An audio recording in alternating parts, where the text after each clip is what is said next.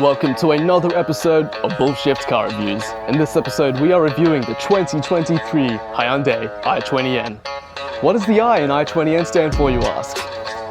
Who the fuck knows? But seriously, if you do know, please leave a comment below so I can fucking find out, because I've got no idea.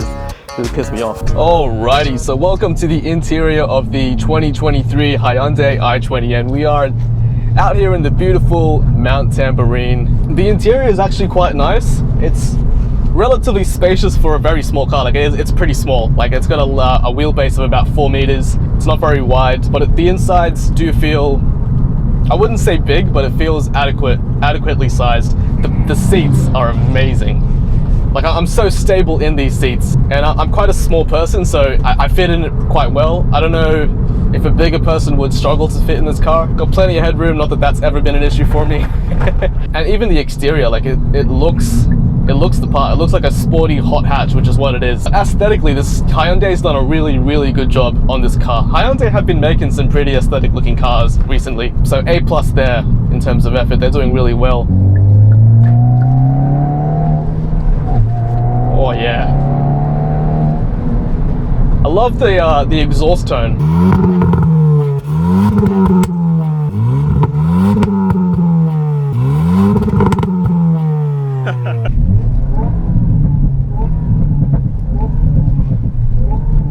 Do you hear that? That sounds amazing.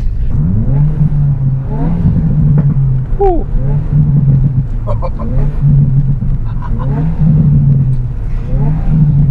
Oh, I love it. Sounds amazing. Love it. Sounds so good. So it's got a variable exhaust valve, so you can sort of adjust how loud or quiet you want the car to be. And in N mode, it's at its loudest, which is what it's at now. If I turn it to eco mode, it's a lot more quiet. You can barely hear it. It just sounds like a normal 4-cylinder now. Wow, this car is made for Tamborine Mountain. Just the way it grips up, it's amazing. It handles so beautifully. It is so planted. It's just so agile, and I think that's where the i20N almost tops the i30N. I know the i30N has a bit more power, so the i20N has 150 kilowatts at 5,500 RPM, which is alright.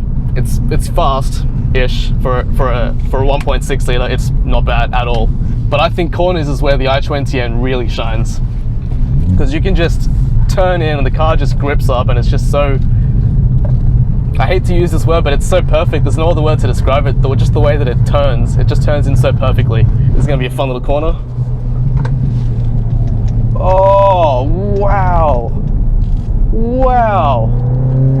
Oh my God. That's amazing. The amount of grip this car has, and you just turn the wheel and it turns. I love it when cars do that. The G-forces were incredible there.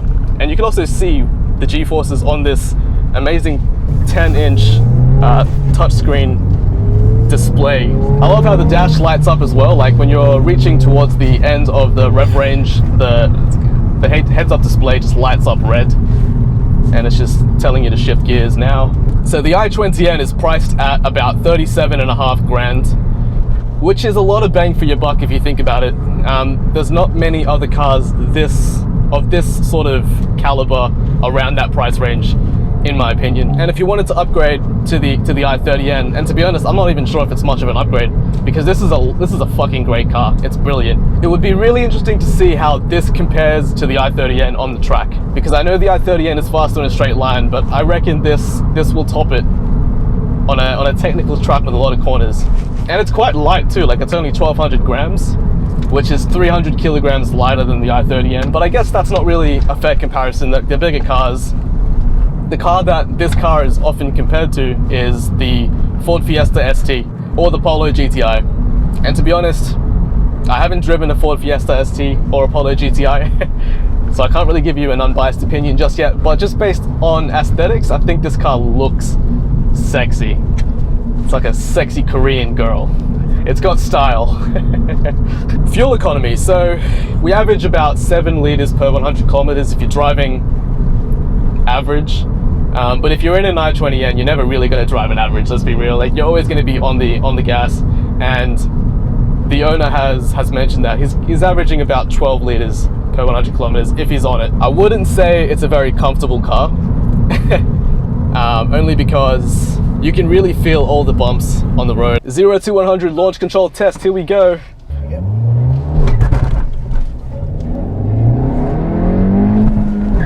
I just realized I'm in eco mode. That was about, what, like 3 seconds? Sure. Yeah. Let's say 3. To be honest, that didn't feel that slow. Like, it didn't feel fast, but it didn't feel that slow. And for a little 1.6 liter, yeah, in eco mode as well. Like, for a little 1.6 liter, it's not too bad. This time in N mode. It's active.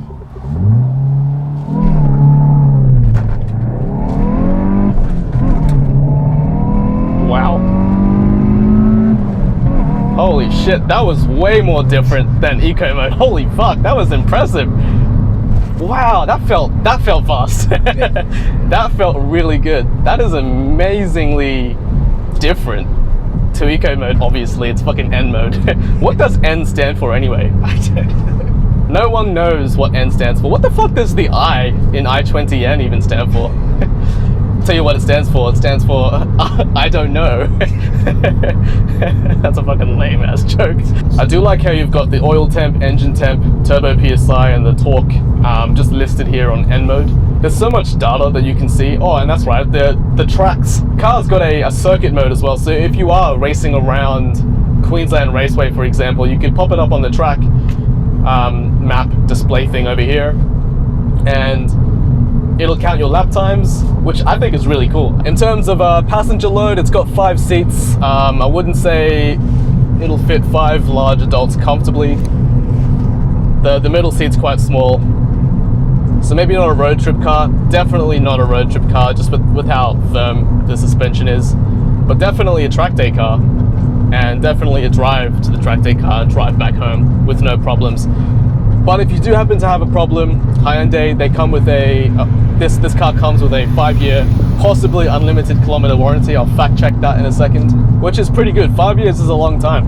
And you have that peace of mind, that confidence that Hyundai's got you back. It's got a WRC inspired spoiler, which looks pretty aggressive, but it's not too wanky like the Civic Type R. It does only have a 40-litre fuel tank though. So the i20N, similarly to its cousin, the i30, also has the Hyundai collision avoidance system and the pedestrian avoidance system, which comes in handy when you don't want to crash into the car in front of you or when you're trying to avoid all the cyclists on the road. Yeah, so genuinely, I think Hyundai have done a really, really good job on the i20N. It's fast, it's fun, it's competitive with some of the other cars in the market around that price bracket. It looks aggressive, it handles amazingly. It's a brilliant car for someone who's after like a track day toy, but also a track day toy that doesn't break the bank. So I'm gonna give this car a pretty high rating. I'm gonna give it an A. I'll give it, I was gonna say A+. I don't think it's worthy of an A+, just an A. Oh, the pops and crackles though, did you hear that? That was amazing. Oh, it's so hard not to give this an A+. It's getting an A+. It's getting an A+. A+, an I out of 30. Even though it's an i20. Yeah. Oh fuck, an I out of 20.